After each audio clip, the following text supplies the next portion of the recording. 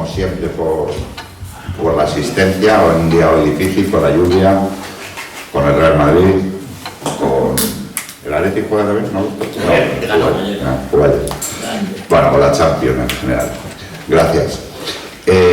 Vamos a presentar hoy el libro Escenas y Relatos de Carlos Paz, el cual yo voy a hablar poco de él porque luego lo que vamos a hacer es hacerle preguntas a Carlos entre Norberto y yo, pero yo quería hacer una pequeña reflexión más que presentación, y es que día como hoy, pues para un editor, alguien que se dedica a editar libros, pues puede ser un día en el que dices pues ya está, ¿no?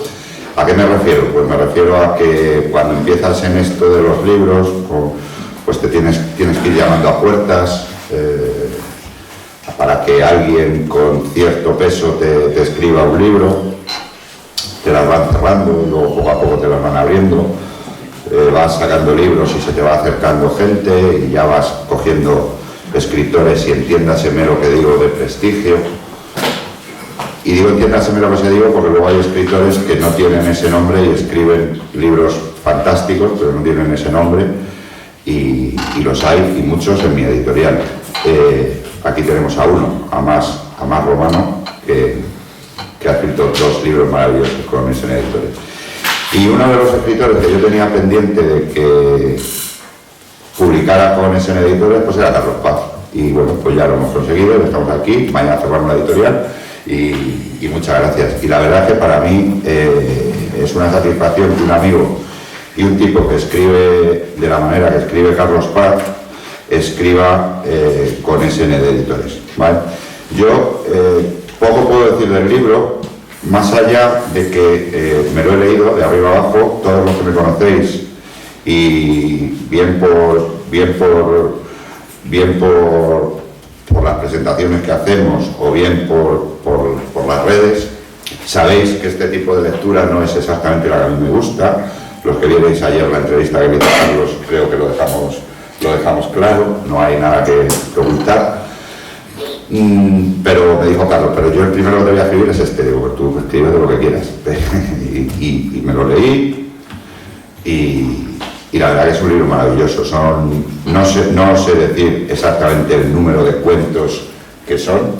32. Son cuentos muy pequeños, muy cortos y muy Carlos Paz. Los estás leyendo y si te fijas, pues lo estás viendo a Carlos Paz. Estoy buscando mientras os hablo porque quiero leeros. No lo encuentro. ¿Tú sabes, me sabes decir la página? Sé lo que vas a decir. A ver, o creo. Sí, la de ayer. 113. Si es lo que yo creo que vas a decir. Sí, seguro que sí. A mí me gustaron todos, pero yo os invito, si alguno tiene dudas de comprar el libro o no, os invito a que leáis uno que está en la página 112. Yo solo os voy a leer el último párrafo, que se llama Aves migratorias. Carlos Paz habla de las aves migratorias, todas esas aves que vemos, esas cotorras argentinas que vemos en los parques, invasoras. Y os voy a leer el último párrafo para que veáis el estilo de Carlos hablando de las aves migratorias, que puede decir, vaya coñazo, tío, contado así. Claro, contado así, pero leer el último párrafo. Hoy mismo, deambulando a la vera del Manzanares con mi amigo Norberto Prieto Cimborrio, no eres tuyo, ya lo he aclarado, claro. El célebre ornitólogo, a eso de la hora de comer, se explayó gratamente, largo y tendido, a propósito de mis inquietudes aviares. Y me dejó muy bien sentado el asunto cuando me dijo, mira Carlos, no te engañes, estos pajarracos han venido para quedarse. Destrozan los nidos de algunas aves autóctonas, roban sus huevos y condenan a otras a tener que malvivir. Pero lo peor no es eso, sino que quienes dictaminan lo que se ha de hacer al respecto, las protegen hasta la saciedad. No sé muy bien por qué. Con los años se querrá poner coto a todo esto, pero mucho me temo que ya será tarde. Y os prometo que está hablando de las cotorras argentinas. Así que esto es lo que yo os quiero decir del libro. Os quiero decir de su libro, insisto, sin gustarme este tipo de lectura que me ha enganchado desde el primer cuento hasta el último, y que le doy las gracias por haberlo publicado con ese editores y doy paso a Norberto Pico. Muchas gracias.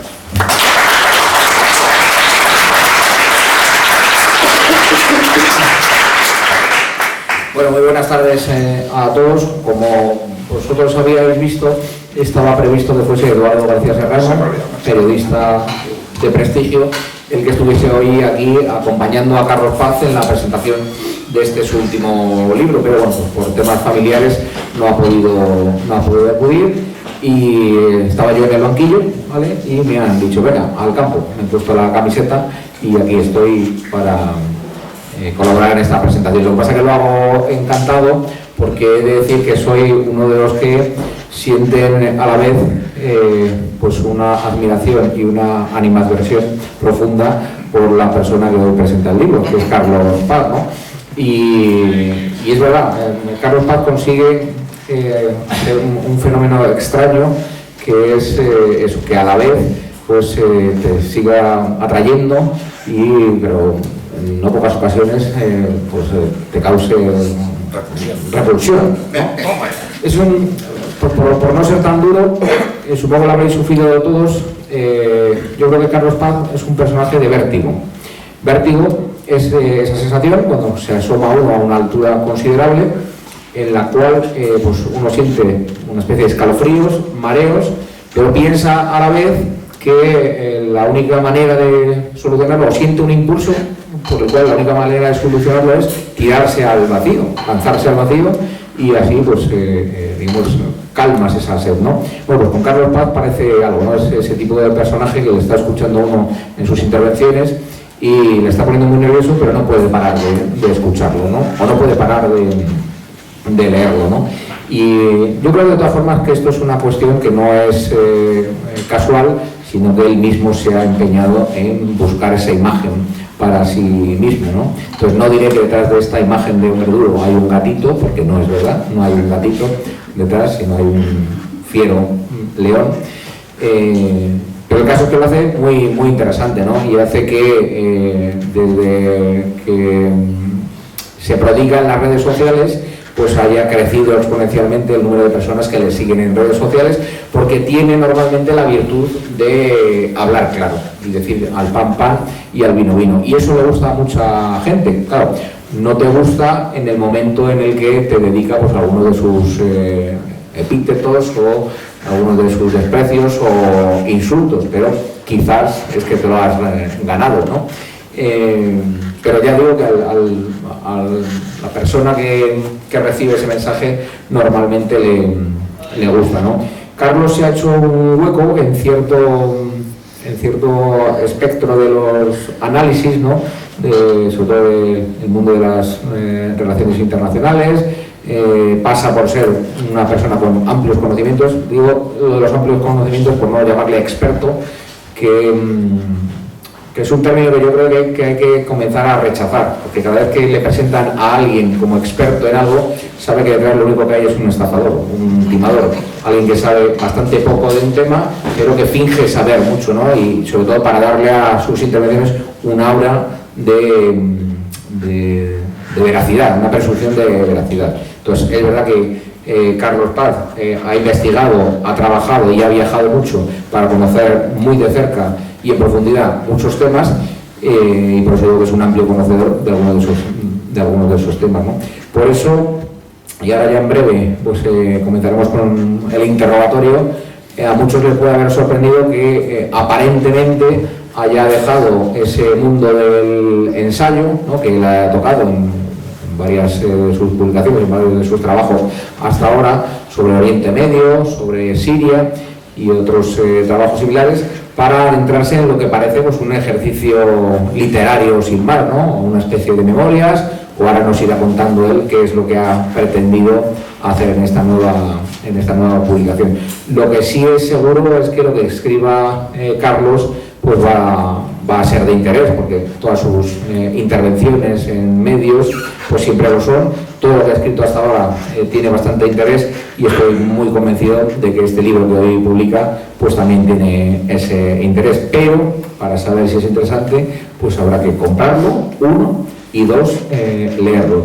Y luego cuando no nos guste pues se lo diremos, y ya pues a esperar a ver cuál es su respuesta. ¿vale? Que ya le digo que muchas veces no es diplomática, pero siempre es interesante.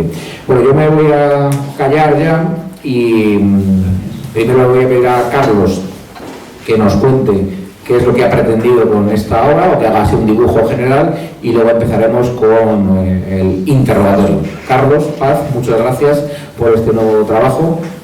Cuéntanos qué has pretendido, qué es este libro que presentas hoy.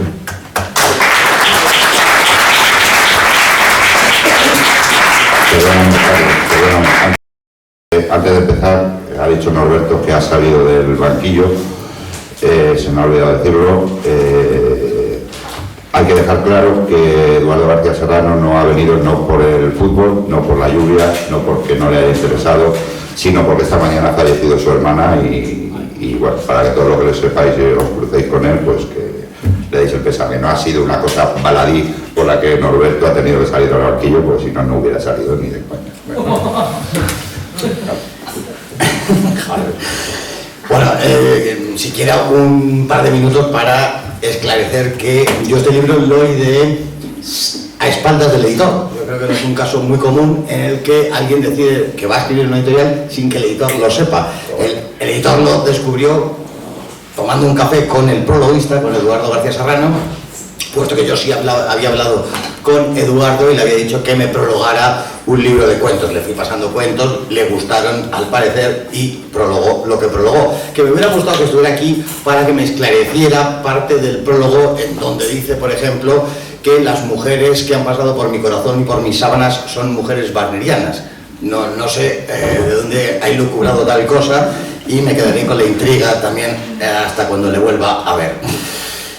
El propio editor leyó mi libro después de haber sido editado. Pues si me dejas, ya que me has dado pie, yo estoy tomando un café con Eduardo García Serrano y me dice, ya tengo preparado el prólogo del libro de Carlos Paz. Digo, ¿qué libro? Y entonces ¿qué vas a publicar tú? Que lo iba a publicar yo, ¿qué libro? Igual. Pues, y le llamé y me lo dijo, me dio una alegría, pero hombre, me lo podía haber dicho un poquito antes. Pero... Pues aprovecho la ocasión para decirte que en noviembre vas a publicar otro. Más allá del que no va a ser el que tenemos a palabra. Vale. Este libro puede parecer efectivamente una digresión en lo que yo hago, porque a los 3 o 4 que me conocen, pues me conocen por esas cosas de Oriente Medio, mi cariño a mis hermanos chiitas o mi devoción por Irán. Pero esto se explica y enraizo con la pregunta, porque me han dicho que va a ser a modo de interrogatorio o algo parecido, ¿por qué se ha escrito esto? A mí el hecho de contar historias, el hecho de escribir me ha gustado siempre. Yo me he visto envuelto, casi sin quererlo, en esas cuestiones de Oriente Próximo, porque la vida te va llevando por unos derroteros dados. Y me vi en la ocasión de poder publicar, conociéndome a esas 3 o 4 personas que me conocen, unos cuentos que en grandísima parte habían sido publicados en blogs que ya no existen o en publicaciones marginales, políticas o cosas de este estilo. Y habiendo añadido algún otro relatillo, pues me pareció muy interesante dar a conocer esta faceta de escritor. Escritores quien escribe, independientemente de que publique o no, y también por entender que muchas veces hablamos de esa cuestión que me repele, que es la batalla cultural, de la propia cultura, una cultura que no importa absolutamente a nadie. La izquierda la ha manipulado en beneficio propio, haciendo pasar por cultura cosas que no son,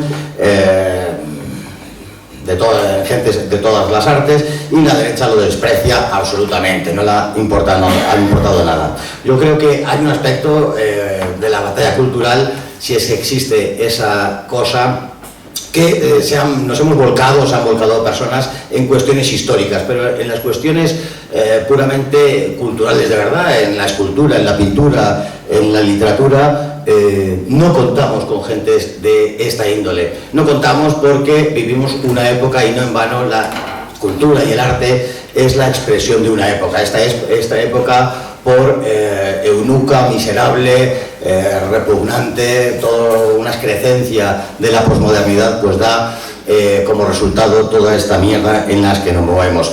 Estamos fijaos todos vosotros, estamos en la casa de Falange y viendo los cuadros que están ahí y otros que muchos no están, la cantidad de escritores, toda esa corte literaria que existió en torno a Falange, y no solo, todas aquellas vanguardias que existieron a principios de siglo, vanguardias que eran enteramente efímeras. Muchas de ellas duraron un año y medio, poco más, pero había una inquietud cultural impresionante. En esta época no hay nada de eso, porque vivimos una época bastante lamentable. Tal vez, y ojalá me equivoque, los prolegómenos de un final civilizatorio, y en eso estamos. Respondiéndote, Norberto, y con esto empezamos ese pequeño interrogatorio que a mí me facilita enormemente la presentación, porque no me gusta hablar, y además me estaba dando vergüenza presentar un libro, porque está uno de protagonista. Yo no celebro ni los cumpleaños, no me gusta ser protagonista de nada, pero en esto pues te jodes y lo tienes que ser. Así que vamos a empezar, si tenéis a bien, ya el interrogatorio, y creo que te he contestado por qué he escrito esto, para dar una representatividad a la narrativa desde nuestro punto de vista ideológico. No en vano, no es pura literatura, hay una literatura de evasión en algunos de los relatos, pero todas esas escenas de Madrid, lo que relato es el reflejo, de alguna manera, es el desencanto, la desazón, el asco que me produce este mundo posmoderno y la degradación a la que se ve sometida mi ciudad, que es Madrid, que tampoco le tengo mucho cariño, pero es la vida. Pues voy con ello. A ver, como tú escribes, te podemos llamar escritor; como haces análisis, te podemos llamar analista; como has hecho cuentos, te podemos llamar cuentista, ¿no? Sí. Al menos sé, porque tú lo has contado en un montón de ocasiones, que aspiras a vivir del cuento. Efectivamente. Antes de los 30 años lo hice perfectamente, sin cotizar un día Hacienda, y a partir de ahora, si pudiera vivir de los cuentos, sería un objetivo cumplido doblemente. Esto es un auténtico antisistema. No, ahora la pregunta en serio es, ¿por qué el formato de cuento? De todas formas, ¿por qué en la presentación no he sido yo el primero en aludir a ese género literario, el del cuento? Habéis sido tanto tú, el escritor, como el editor, los que habéis hablado de cuentos, cuando el libro se llama Escenas y Relatos. Entonces, acláranos, ¿cuál es el género literario en el que has querido desarrollar este último trabajo? Y si, por ejemplo, pues, de alguna manera pretendes también rescatar ese género literario, el del cuento, que parecería reservado a una literatura infantil, pero que sin embargo, pues históricamente, pues han desarrollado grandes literatos.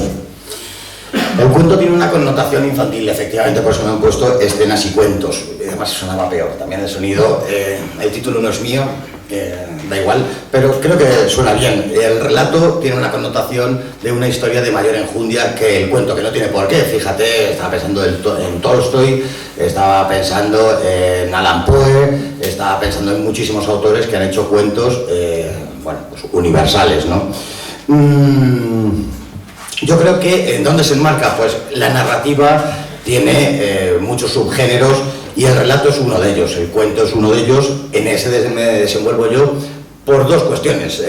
Yo me veo, por una parte, incapaz de escribir una novela. Me parece que requiere un trabajo que yo no estoy por la labor. Yo intento trabajar lo menos posible, no era broma lo que decía antes, y requiere un armazón, crear un armazón que no estoy dispuesto a invertir todas esas horas. Eso vaya por delante. También decir que un altísimo porcentaje de la gente que escribe novelas le sobran 250 páginas y están empeñados en escribir un mamotreto. Antes me decía una persona querida de la casa que vaya el librito más finito, ¿no? Bueno, pues son 32 historias. Se agradecen, ¿no? Bueno, grandísimos libros de la historia son muy finitos. Cuando lo encuentras y dices, es esto, porque tenemos de alguna manera metido ahí en las meninges que cuanto más grande, mejor.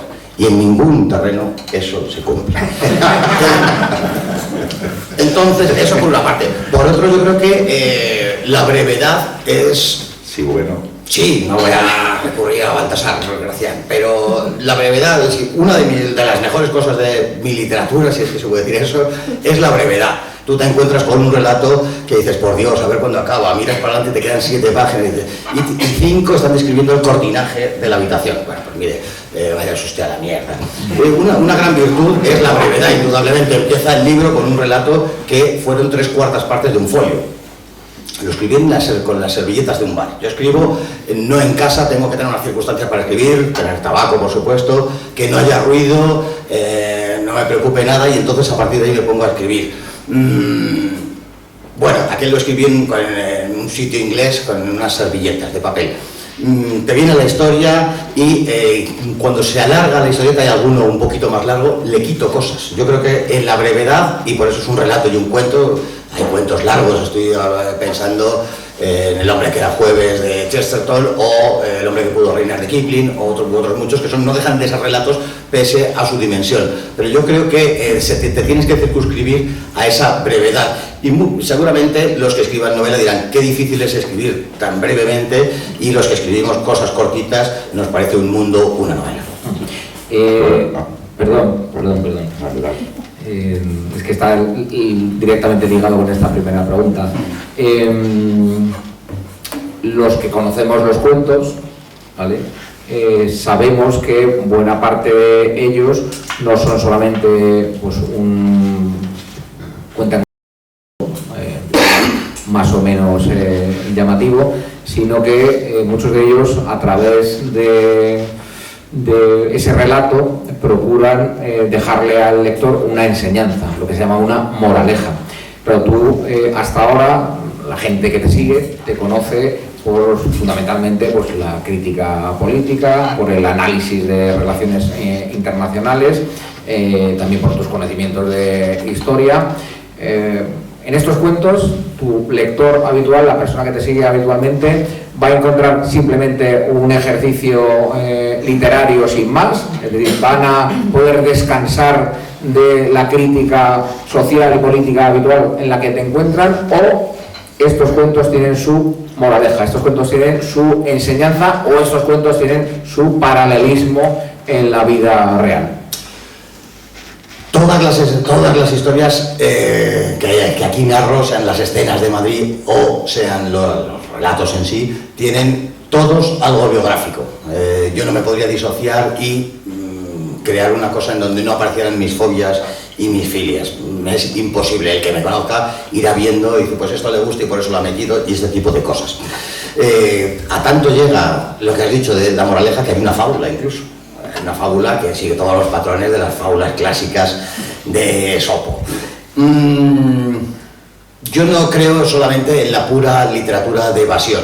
Yo creo que es evidente que no vas a contar tu vida, que tampoco es tan interesante la mía, pero ahí tienes que ambientarlo y darle un interés para enganchar al lector. Pero tienes que plasmar cosas de las que estás viviendo. Yo lo que hago para escribir, por lo que escribo, es para verter de otra manera. Además, la literatura es un burladero perfecto para, como el párrafo que he leído, pues hay un tema que es escabroso, delicado, pejiguero, y puede caerte una denuncia, y detrás de la literatura puedes cagarte en la santa madre de quien quieras, porque puedes decir que es un relato de ficción. Siempre te puedes agarrar a la ficción, a la literatura. Eso básicamente es lo que hago. Yo creo que te contesto de alguna manera diciendo eso. Es lo mismo que podría escribir un ensayo acerca de la posmodernidad, pero en escenas hablándote de la música, hablándote de esas aves migratorias, hablándote de muchas otras cuestiones, plasmo, y el lector lo entiende perfectamente,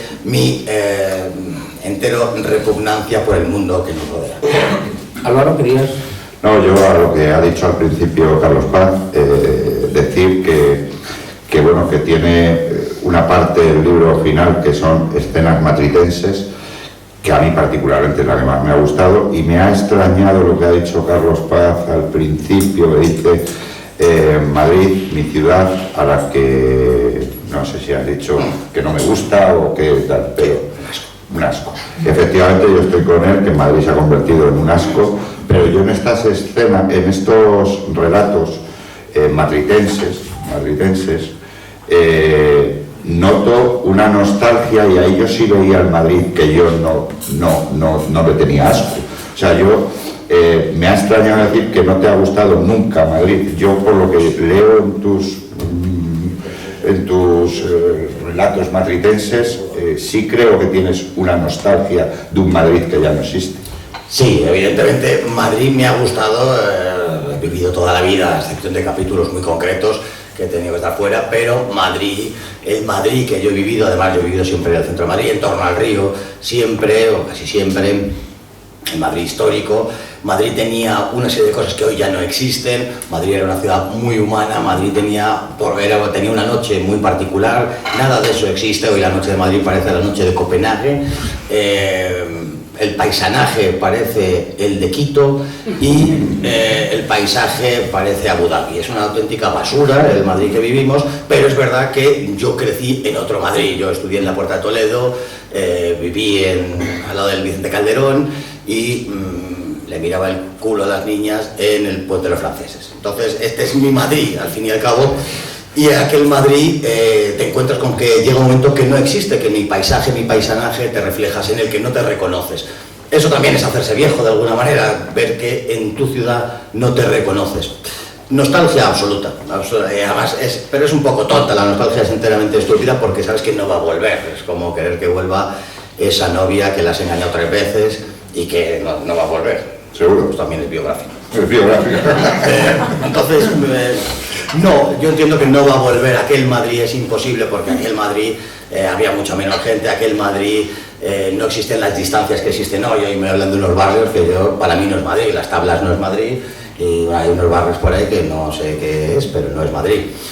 Ya no existe, estamos hablando de otro mundo y por lo tanto sí es verdad que no me voy a escudar en que a nuestro parecer cualquier tiempo pasado fue mejor, sino que aquel lo era, indudablemente, y en cualquier caso era más humano. Hoy vivimos en un mundo enteramente inhumano, en un mundo en donde hemos pasado de ser personas a individuos y se quiere ahondar en esa línea y descargarnos de todas las cualidades que nos hacen ser personas, pasar a ser meros individuos, meros consumidores, y en esto estamos.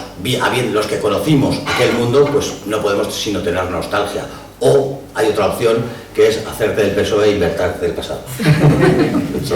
Oye, Carlos, claro, escenas madridenses, sin embargo yo en lo que te conozco sé que eres un buen viajero. Buen viajero quiere decir que te gusta viajar, y por viaje, y ahí introduzco una polémica que la puedes abordar si quieres, por viaje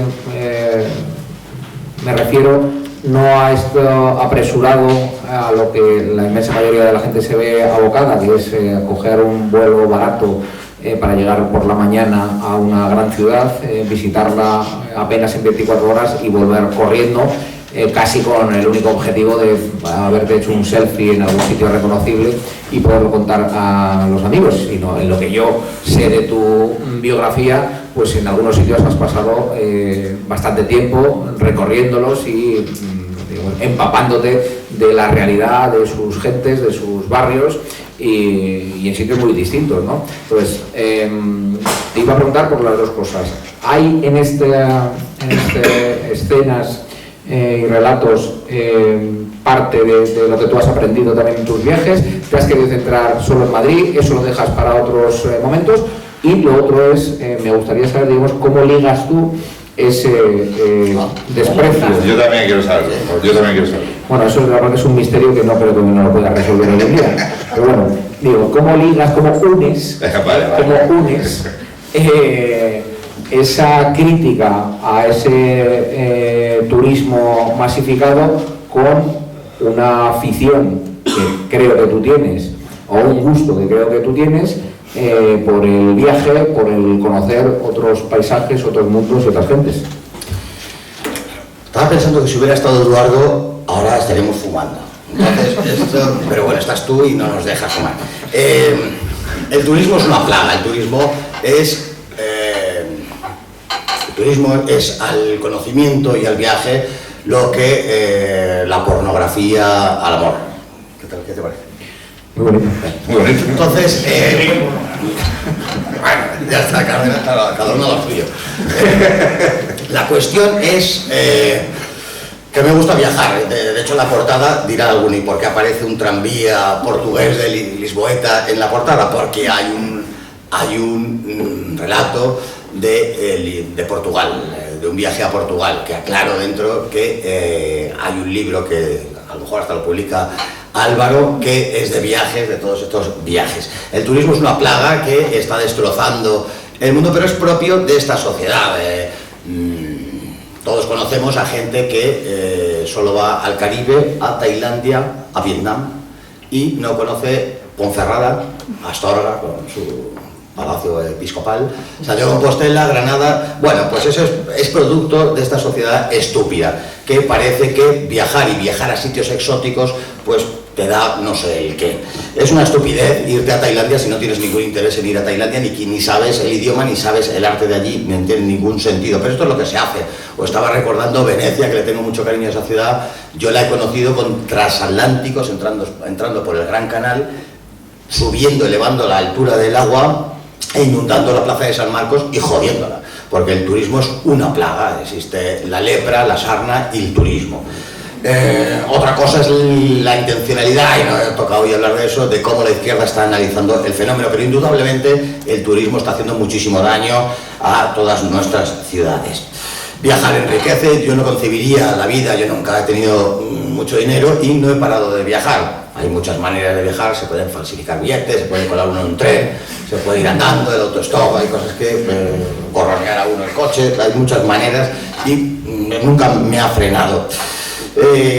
Escribir y viajar, o sea, leer y viajar, yo creo que hasta en los momentos más delirantes de mi vida nunca he renunciado a ello, porque es lo que te hace crecer. No voy a caer en la estupidez del nacionalismo se cura viajando, ni mucho menos. Yo creo que si sabes viajar, si sabes ver, es bueno para reconocer cómo es tu país y reconocer las cosas buenas y las malas, que cada vez tenemos más. Y yo creo que aporta a la persona una serie de cosas que son indispensables.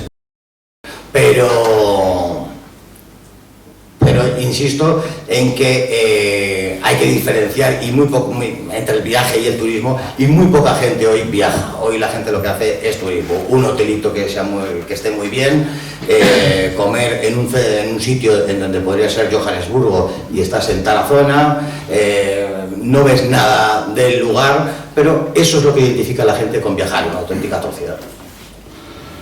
Vale, me toca. Como ha metido baza Josué Cárdenas, mi pregunta es: ¿te han abandonado en este libro tus amigos periodistas que no te entrevistan en ningún medio? Buena pregunta. Lo dices porque no me han entrevistado. Por ejemplo. Bueno, pero sé que lo harán. Y después del bochorno que le estamos haciendo pasar... Mañana sale una entrevista. No, mañana. Si no me han entrevistado, ¿qué va a salir? ¿Qué va a salir? Se lo va a inventar. Es la inteligencia artificial. No. Entiendo que los amigos y conocidos, Josué es amigo, estoy pensando en otros que son conocidos y están en los medios, pues hombre, se estirarán, y además llámales tú como editor y me entrevistarán. Josué, sí. Josué, que dijiste de la pornografía, que es que a mí no me ha llegado. No, que pornografía está muy bien. Que eso no comparar. El amor está bien, pero... Vale, mi otra pregunta al respecto del libro es, ya lo has dicho, pero yo te lo quería preguntar, que siempre hay una cosa biográfica de aquí. ¿Qué cuento, ya que todo tiene algo biográfico detrás, te ha costado más publicar? No por vergüenza, sino por decir, joder, ¿por qué tengo que hablar de esto? ¿Ha habido alguno que te haya costado ponerlo aquí porque es muy personal? No, yo creo que no tiene que dar vergüenza a un escritor contar cosas personales. En eso consiste para mí la literatura, ¿no? Tienes que volcarte y mostrarte cómo eres, pero siempre te quedará el burladero, igual que decía, que puedes escapar a la justicia aduciendo que es literatura y que es ficción. También contar cosas personales, y quien piense, si no te interesa que piense la gente que eso es tuyo, decir que es ficción, que es literatura. ¿No ves alguna? Sí, no, le iba a preguntar. Me da la sensación de que hay un personaje histórico italiano con poco pelo, al que tú le tienes cierta admiración, que creo que tenía como consigna muchos enemigos, mucho honor, ¿vale? Y tú, pues haciendo honor a esa consigna, pues no paras de buscarte enemigos todos los que puedes en un constante ejercicio de antidiplomacia, ¿no? Y entonces, pues al que tienes que lanzarle alguna crítica, pues lo haces sin ningún tipo de piedad, ¿no? Y eso, pues, sin embargo, te ha ganado no pocos amigos, no pocos seguidores, no pocos adeptos. Encontramos esa claridad en la exposición, en las invectivas contra algunos de tus enemigos en estas páginas.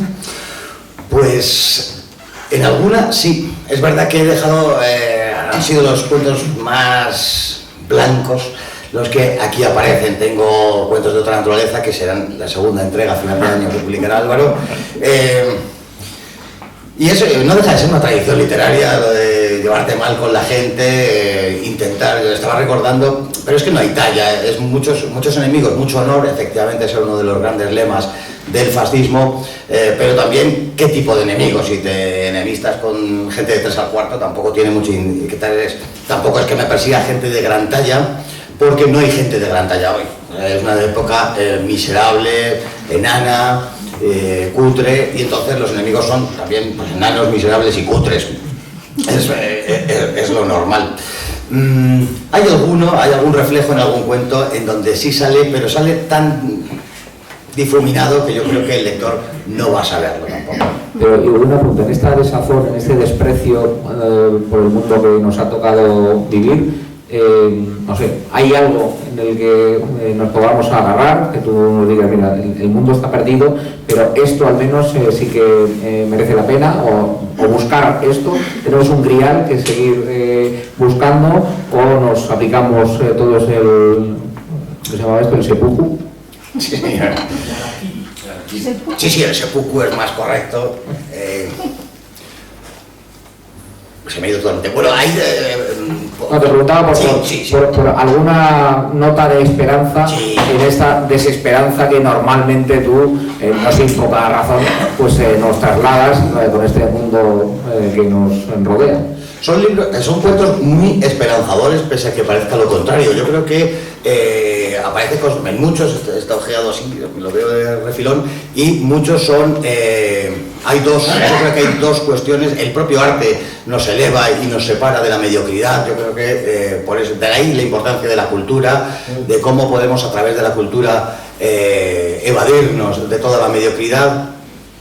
Pero en los relatos que me preguntas, aparece el amor como un elemento salvífico, y también la muerte como que no es el final. Hay varios relatos en donde aparece la muerte y se ve que la muerte no es el final, que hay algo más después de esa muerte por las cosas que pasan en el relato. Yo creo que esos dos elementos, la muerte y el amor, es lo que nos puede evadir de este sopor horrible que es la vida que vivimos. Pues ahora me toca la pregunta personal y... Perdóname si te molesta, pues te tendrás que fastidiar. Claro, has hablado de la muerte, has hablado de que la muerte no es en final. Sé, porque tú lo has contado, que hay algún episodio en tu propia biografía sorprendente. ¿Eres una persona religiosa? Sí, e incluso he podido abandonar durante muchísimos años una religiosidad reglada.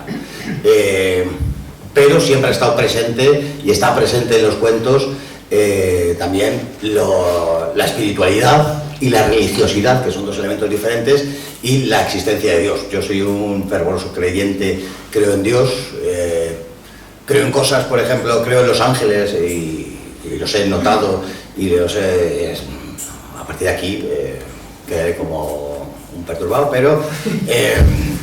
he tenido relaciones en el sentido... ¿Angélicas? Sí, yo he tenido constatación y revelaciones, si se quiere, acerca de cuestiones religiosas, y creo profundamente en la existencia de Dios, en la existencia del alma, en la existencia de los ángeles. Y siempre lo he tenido presente y siempre me han acompañado. No, yo digo que eso es interesante porque al hablar de... Es un tema que me interesa últimamente, por eso lo charlamos aquí, aprovechando que no nos oye nadie, que es el tema de la muerte. Yo creo que en buena medida este mundo es tan repugnante, no sé si es causa o efecto, ¿vale? Esto sería discutible, seguramente pueden ser las dos, pero en la forma en la que se trata la muerte en las sociedades actuales se ve el desprecio que hay por la vida, ¿no? Eso lo hemos comprobado desde el tratamiento que se da a enemigos muertos, ¿vale? Muertos hace muchas décadas y a los cuales se desprecia actualmente y se obliga a trasladar sus restos mortales, como el tratamiento que se da en cuestiones domésticas. Es decir, hoy en día, ya sabéis cómo es, se muere un familiar y lejos de velarle 24 horas, lejos de acompañarle 24 horas, pues muchas veces parece que se trata de ocultar. Le dices a los familiares que no hace falta que vengan, que ni siquiera se va a contratar un tanatorio y que va a ser todo mucho más rápido. Entonces la verdad que el asunto de la muerte, cómo la afrontamos, cómo la vivimos, cómo la incorporamos a nuestras vidas, pero creo que es uno de los hechos fundamentales que ha variado con el tiempo y que da efectivamente lugar a, ya digo, no sé si como causa o como consecuencia, a esta sociedad apestosa de la que yo también en parte pues he vivido. Lo de la muerte es curioso, se podría decir cosas manidas si vinieran estos que luchan contra la batalla, que hacen la batalla cultural, te dirían chorradas y te dirían que vivimos una cultura de muerte y estas cosas que hemos oído 382 veces. Podrían ponerte incluso el ejemplo de las ranas si las metes en el agua. Pero la muerte se oculta constantemente. Existen esos sitios que son enteramente deprimentes, que son los tanatorios, que yo no he visto una cosa peor. Los propios cementerios, tal y como están constituidos en España, no son bonitos. Es difícil encontrar un rincón bonito. Yo, todos mis familiares están en el cementerio de Almudena. Es un sitio que parece, no sé, es lamentable. Hay un miedo al dolor, hay un miedo a la muerte, se intenta ocultar constantemente, no se habla, y eso es producto de una sociedad que no tiene el valor de analizar qué es el hombre, porque precisamente antes hablaba, si nos quieren para hacer pasar de personas a individuos, nos quieren hacer vivir en una sociedad en donde solo exista la felicidad. Vemos en estos trastitos todo el mundo gilipollas, que es el 90% de esta sociedad, que utilizan esto para hacerse fotos y aparecer felices.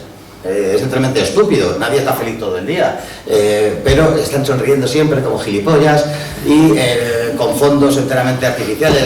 Estás rodeado de mierda, pero hay una palmera y se hacen riendo una foto al lado de una palmera para dar la sensación de que están en un sitio.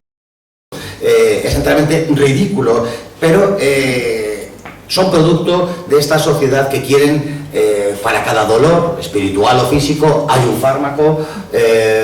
La muerte parece que no existe, es una realidad tangible que de la que somos conscientes todos, o deberíamos saber, y hay que plantearse qué hay más allá, si es que hay algo, si no lo hay, actuar en consecuencia, lo haya o no lo haya, y ser coherentes. Pero todo eso se echa a un lado. Todo a un lado porque es una sociedad muy miedosa, más allá de que se utilice luego el miedo para otras cosas. Pero no se quiere hablar de la trascendencia, y antes me preguntabas de la religiosidad, se quiere apartar la religiosidad, porque se quiere hacer, ese es el materialismo en el sentido más estricto de la palabra, solo somos materia, y por lo tanto nada de eso existe. No somos materia. Materia es un dromedario o un puercoespín, pero nosotros no somos ni dromedarios ni puercoespines, somos otra cosa, aunque ese 90%, o por lo menos el 70%, son peores que el dromedario. Y otra pregunta, perdóname Álvaro porque yo me enrollo aquí. Sí, a la siguiente la tengo que hacer yo sí o sí. Perdón, es que me van surgiendo según va el Porque macho, creo que puede ser interesante. me dejáis en casa y ya está, tío. La próxima vez lo haremos. No, iba a decir que para las personas que tenemos una creencias muy firmes, una ideología firme, unos valores muy firmes, yo creo que siempre tenemos un rechazo a la incoherencia entre lo que pensamos, decimos y lo que vivimos. Lo que pasa es que eso muchas veces creo que nos obliga a, lo que diría también otro pedante, cabalgar contradicciones. Te voy a hacer cabalgar ahora mismo con una. Despreciamos el mundo una buena parte de este mundo es un mundo tecnológico. Cuando yo te conocí no tenías WhatsApp, no tenías redes sociales, hoy tienes WhatsApp y tienes redes sociales. Y Twitter. Se puede ser incoherente, pero no hipócrita. Yo creo que es muy diferente. Todos podemos caer en la incoherencia y en las contradicciones de las que hablaba el otro. Pero no se me podrá achacar hipocresía. Me podría escudar en que vamos evolucionando y nos amoldamos a las circunstancias. Bueno, yo me he amoldado muy poco en las circunstancias. Hasta los 49 años no tenía el trastito este. El trastito este lo tuve por un trabajo muy concreto y el Twitter me lo hicieron y dije, si en 6 meses no me sale nada del Twitter, yo me voy, ¿no? Es una pocilga Internet, por ejemplo. Pero si dentro de esa pocilga sabes no cabalgar las contradicciones, sino utilizarlo bien, yo creo que cualquier invento es positivo si le sabes dar un buen uso. Pero más allá de la cuestión del telefonito y este tipo de chorradas, yo sí considero que he sido coherente, por lo menos. Evidentemente ha sido muy mejorable todo lo que he podido hacer. Personalmente me parece una estupidez y me da un asco profundo la gente que dice que yo no me arrepiento de nada. Yo me arrepiento de muchísimas cosas y yo creo, y lo decía en el programa el otro día de Álvaro, que siendo creyente tengo muy presente la parábola de los talentos. Yo creo que se nos da una serie de dones y del uso que hagamos de esos dones se nos va a pedir cuentas. Y yo voy a salir muy mal parado. He dilapidado más de media vida haciendo el imbécil. Creo que podría haber hecho muchas más cosas, he hecho muchas cosas terribles y me arrepiento profundamente. Pero incluso en aquellos momentos no fui hipócrita y fui coherente.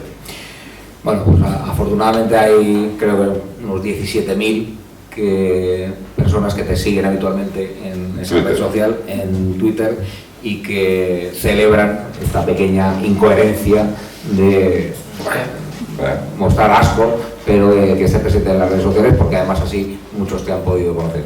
Álvaro. Ahora lo quiero. Josué. Es que me había pedido la palabra. Sí. No, yo quería Es que aquí le van a dar la palabra al público, como si esto fuera un ejercicio No. de demócratas, una asamblea popular. Perdona. Haberme avisado y no hubiera venido.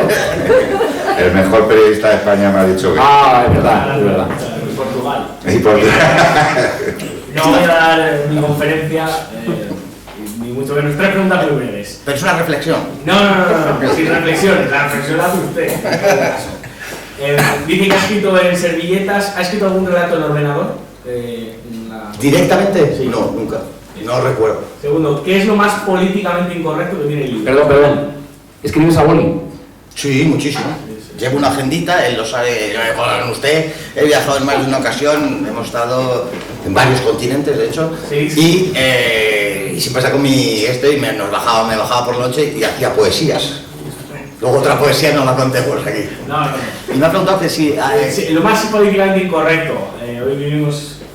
Se está acabando esto, pero... Bueno, hay mucha corrección. ¿Qué es lo más salvaje que ha escrito usted? hay cosas muy profundamente políticamente incorrectas que aquí no están. En este libro en concreto hay algunas alusiones o dedicadas... Estarán en el segundo. En el segundo va a ser más políticamente incorrecto. Ahora me he dedicado más por hacer unos relatos más blancos, he dicho antes. Pero bueno, o sea, cuando esas escenas de Madrid se habla de la posmodernidad a dónde ha llevado a nuestra ciudad, pues es indudable que aparece el hecho de la inmigración, aparece el hecho de la propia esencia de la democracia, aparecen todas esas fobias y filias que yo tengo y mis creencias y mis ideas políticas. Y tercera y última, pegada a la actualidad, A ver. si usted le tuviese la oportunidad de regalarle este libro, ¿quién lo disfrutaría más? ¿Íñigo Errejón o Elisa Munión? Errejón tiene más en la cabeza, entonces se lo daría a Errejón. Hace años se lo hubiera dado a Elisa.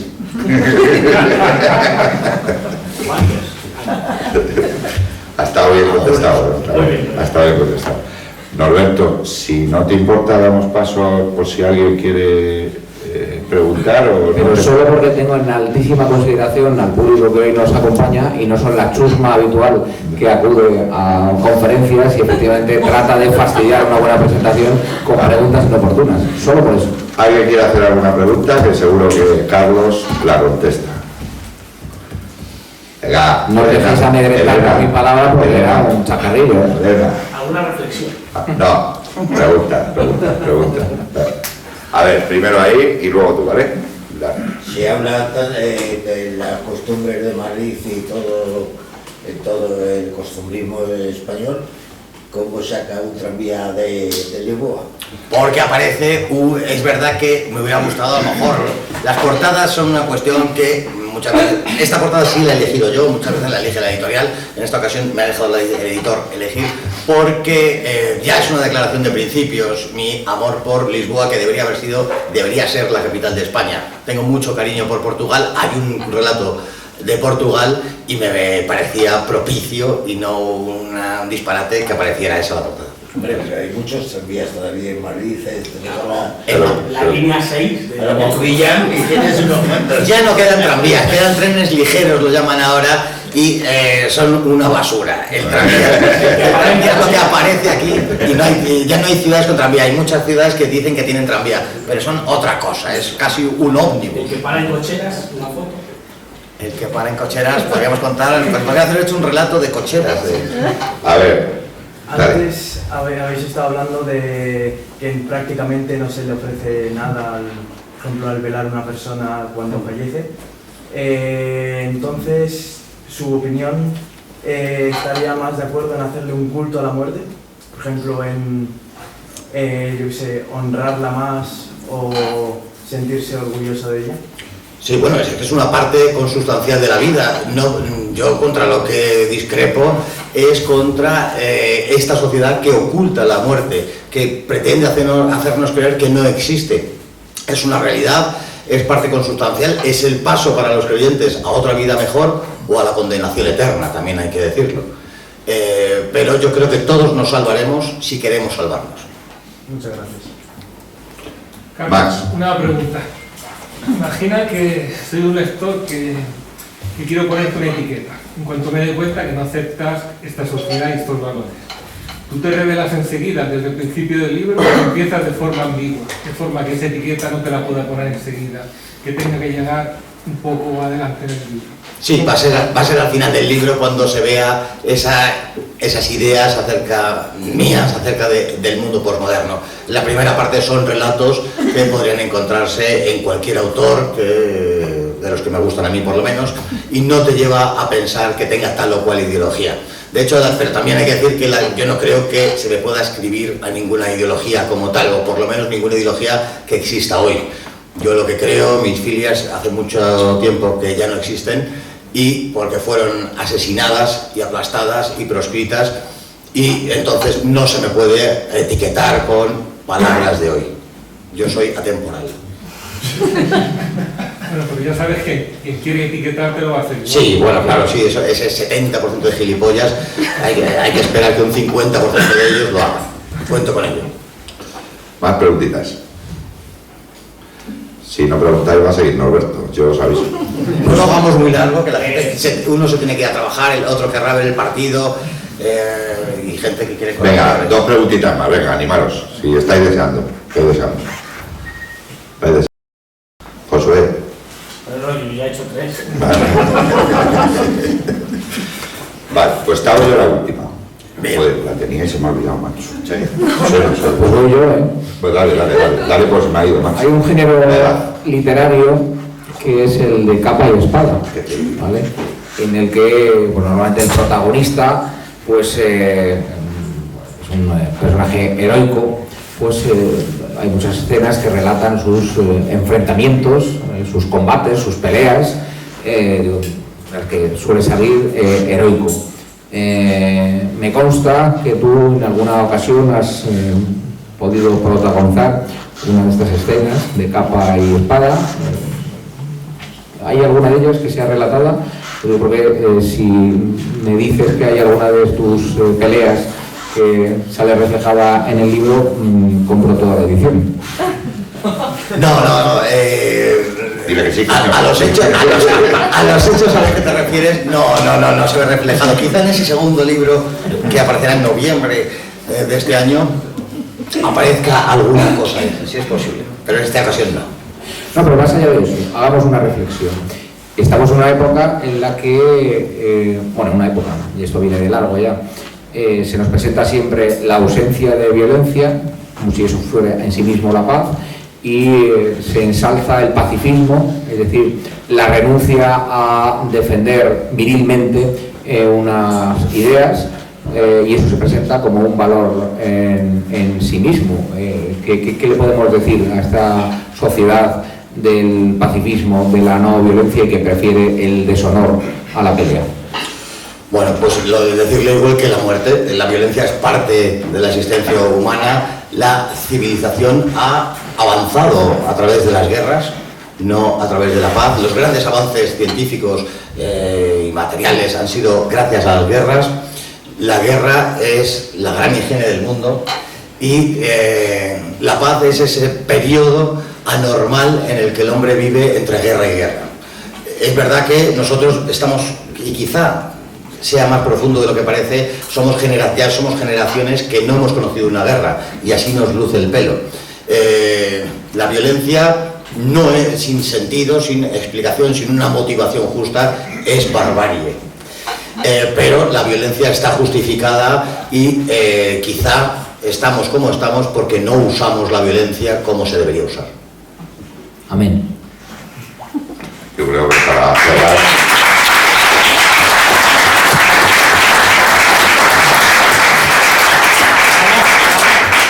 Bueno, pues esta última pregunta no ha sido improvisada porque ahora viene el momento en el que digo que se va a ejercer la violencia contra todo el que no compre el libro.